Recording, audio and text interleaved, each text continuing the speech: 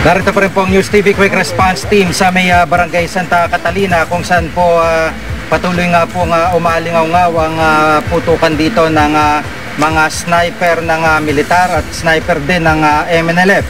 Kani-kanina lamang po ay tuloy-tuloy nga ang sagutan ng magkabilang panig at dito sa may Barangay Santa Catalina ay talaga pong may ilan pa ring mga miyembro ng kanilang sniper mula sa panig ng MNLF ang nakapwesto sa mataas na mga gusali dito sa lugar na ito. Ito po ang isa sa mga nagpapahirap din sa operasyong ginagawa ng mga otoridad.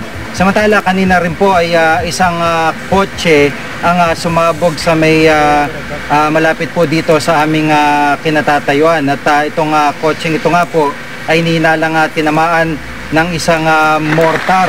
Ito po, makikita nyo itong kotseng ito na wasak at kasalukuyang iniimbestigahan ng mga otoridad. Ito pong kotse nakaparada lamang at hanggang ngayon nga po ay patuloy pa rin na nangangalap ang ebidensya ang Zamboanga Police at mga miyembro ng EOD. Kung mortar po initially ang hinala dito o di kaya po ay ginamitan po ito ng isang bomba o car bomb. At ayaw pa pong kumpirmahin ng PNP Zamboanga, pero isa po sa pangunahing hinala nga po nila ay isa pong mortar ang bumagsak dito sa kotseng ito.